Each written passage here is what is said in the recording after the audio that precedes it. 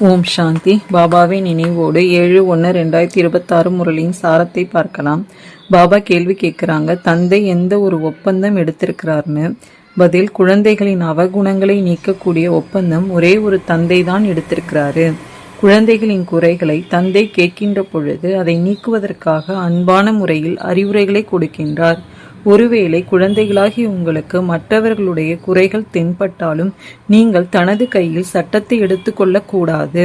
சட்டத்தை கையில் எடுத்துக்கொள்வதும் கூட தவறாகும்னு பாபா சொல்லியிருக்காங்க. நெக்ஸ்ட், யாரிடம் மாயை அதிகமாக சண்டையிடுகின்றது என்று பாபா கூறியிருப்பது என்ன? பாபா சொல்றாங்க, குழந்தைங்களே ஆத்ம அபிமானியா ஆகுங்கன்னு அனைவருக்கும் தந்தை சொல்றாரு. அனைத்து குழந்தைங்களுக்கும் ஏற்றத்தாழ்வு ஏற்பட்டு கொண்டுதான் இருக்கின்றது. இதிலும் யார் சக்தி வாய்ந்த பலசாலியாக இருக்கிறார்கள் என்று பார்த்து அவர்களிடம் மாயை சண்டையிடுகின்றது. மகாவீர், அனுமான் போன்றவர்களையும் அசைப்பதற்கு முயற்சித்ததாக காண்பிக்கப்படுகின்றது. இந்த நேரத்தில் தான் அனைவருக்கும் சோதனை செய்கின்றது. மாயிடத்தில் வெற்றி தோல்வி என்பது அனைவருக்கும் ஏற்பட்டு கொண்டே இருக்கின்றது. யுத்தத்தில் அனைவருக்கும் நினைவு மறதி ஏற்படுகின்றது.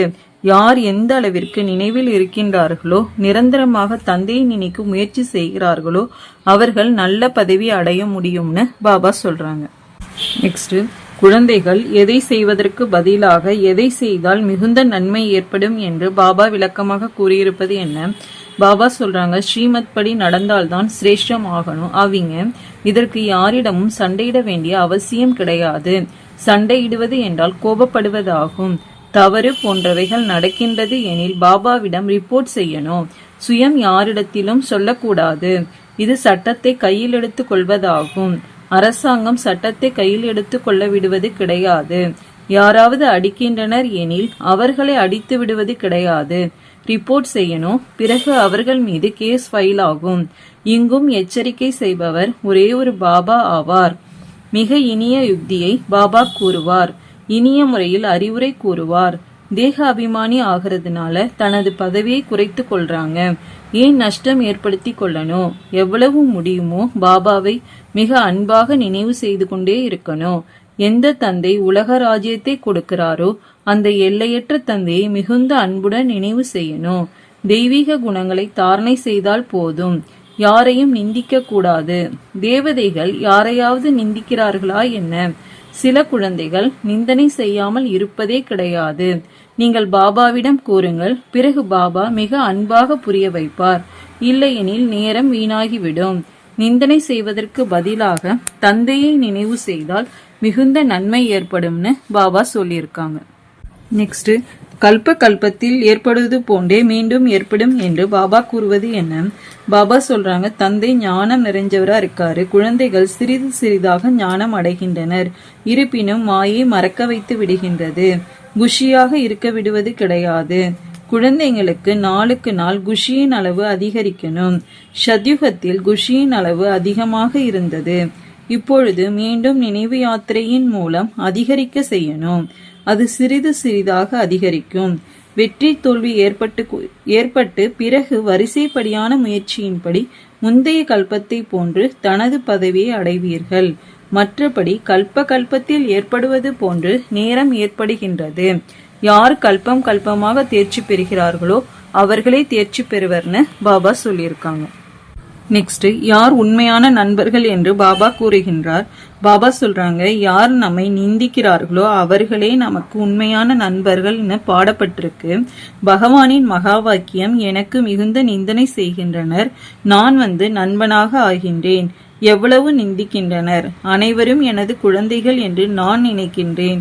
இவர்கள் மீது எனக்கு எவ்வளவு அன்பு இருக்கின்றது. நிந்திப்பது நல்லது அல்ல. இந்த காலகட்டத்தில் மிகுந்த எச்சரிக்கையுடன் இருக்க வேண்டும்னு பாபா சொல்லியிருக்காங்க. நெக்ஸ்ட், பாபா எதற்கு எச்சரிக்கை கொடுக்கின்றார்? பதில், விதவிதமான மனநிலையுடைய குழந்தைகள் இருக்கிறாங்க. அனைவருமே முயற்சி செய்து கொண்டிருக்கிறாங்க. ஏதாவது தவறு ஏற்பட்டாலும் முயற்சி செய்து தவறற்றவர்களாக ஆகணும். மாயை அனைவரிடத்திலும் தவறு செய்ய வைத்து கொண்டிருக்கிறது. குத்துச்சண்டை இல்லையா? சில நேரங்கள்ல அந்த மாதிரி அடி விழுந்து விடுது, கீழே தள்ளி விடுது. தந்தை எச்சரிக்கை செய்கிறாரு, குழந்தைங்களே, இவ்வாறு தோல்வி அடைபவர்களின் வருமானம் முடிந்துவிடும். 5வது மாடியிலிருந்து கீழே விழுந்து விடுகின்றனர். பாபா, இப்படிப்பட்ட தவறு மீண்டும் ஒரு பொழுதும் நடக்காது, மன்னித்து விடுங்கள் என்று சொல்றாங்க. பாபா எப்படி மன்னிப்பார், முயற்சி செய்யுங்கள் என்று தந்தை சொல்றாரு. நெக்ஸ்ட், தந்தை ஒரு புறம் முகத்தை தன் பக்கம் திருப்புகின்றார், மாயை தனது பக்க முகத்தை திருப்பி விடுகின்றது என்று பாபா கூறியிருப்பது என்ன? பாபா சொல்றாங்க, கல்வி கொடுப்பது தந்தையின் கடமையாகும். பிறகு அதன்படி நடப்பது நடக்காதது அவரவர்களது அதிர்ஷ்டத்தில் இருக்குது. பதவி எவ்வளவு குறைந்து விடுகின்றது. ஸ்ரீமத் படி நடக்காத காரணத்தினால, ஏதாவது தவறு செய்கின்ற காரணத்தினாலும் பதவி குறைந்துவிடும். நான் இந்த தவறு செய்துவிட்டேன் என்று உள்ளுக்குள் உள்ளம் உறுத்தி கொண்டே இருக்கும். பிறகு நாம் அதிக முயற்சி செய்ய வேண்டி இருக்கும். யாரிடத்திலாவது அவகுணம் இருக்கிறது எனில் அதை தந்தையிடம் சொல்லணும். மற்றவர்களிடம் கூறுவது என்பது தேக அபிமானம் ஆகும்.